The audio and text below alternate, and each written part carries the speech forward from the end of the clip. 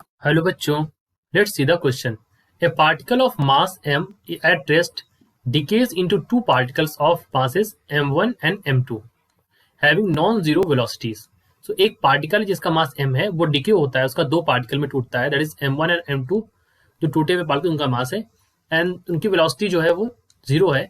Sorry, नहीं है, zero नहीं है, मतलब the velocity is non zero. It means they are having some velocity, right. Question आगे कहता है the ratio of de Broglie wavelength of the particles lambda one and lambda two. हमें यहाँ पर इनके वेवलेंस का रेशियो यहाँ पर बताना है डी ब्रॉगली वेवलेंस के पार्टिकल के. तो यहाँ पर जो हमारा की कॉन्सेप्ट हो जाएगा, दैट की concept is that we will apply the law of conservation of momentum. क्या अप्लाई करेंगे यहाँ पर?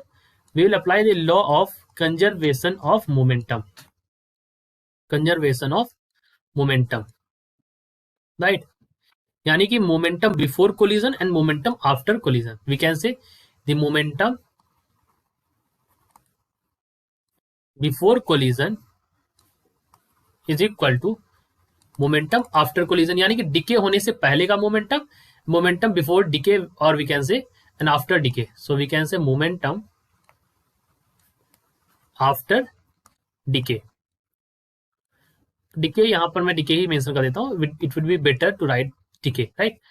इसी की कॉन्सेप्ट पे हम इसको सॉल्व करेंगे. सबसे पहले हम पता करते हैं. So we can say by momentum conservation, by momentum conservation क्या होगा यहाँ पर? देखिए हमारे पास जो जो टूट रहा है उसका मास क्या है? m है. सो m, लेट अस कंसीडर इसकी वेलोसिटी क्या है? v है.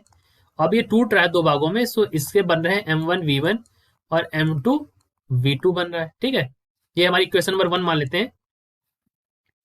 अब हमारा टूट यहाँ पर क्या है? इन्होंने कहा particle of mass at rest. अब ये रेस्ट पर है. सो इनिशियली हमारा m क्या है? एज m जो है, m क्या है हमारा? m is at rest. It mean जो हमारा v की वैल्यू है वो हमारी क्या है? यहाँ पर जीरो है. सो इक्वेशन नंबर 1 बन जाएगी zero is equal to m1 v1 plus m2 v2. ये वैल्यू बन जाएगी हमारी. और वी कैन से इससे हमारी क्या बन जाएगी value? That m1 v1 is equal to minus of m2 v2, right. अब इससे आप क्या आइडिया लगा सकते हैं? From this we can conclude that, from this equation we can conclude that the momentum, यानी कि magnitude of momentum for both the particle is same. We can say the magnitude of momentum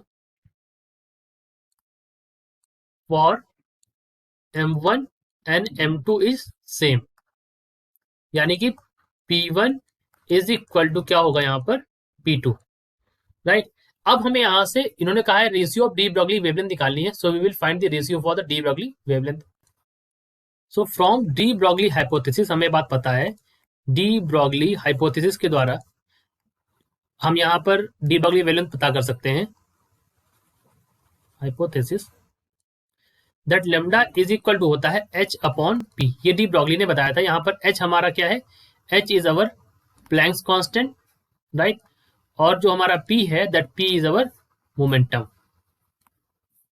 ठीक है. अब दोनों particles के लिए क्या अगर मैं पता करूं, so lambda one for one particle is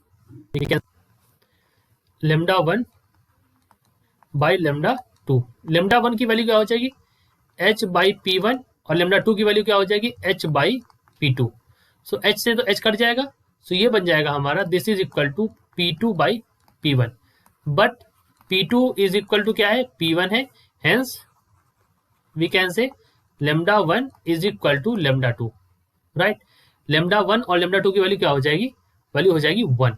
it means हमारा जो आंसर आ जाएगा, जो रेशियो की वैल्यू आ जाएगी lambda one by lambda two is equal to हो जाएगा 1.0, जैसा इन्होंने कहा है ऑप्शंस में. उस तरह से मैंने लिख दिया 1.0 इसको. So this is 1, right. यहाँ से ये क्या इक्वल टू 1 हो जाएगा ना अगर इसको सॉल्व करेंगे. सो इक्वल टू 1 ये हो जाएगा.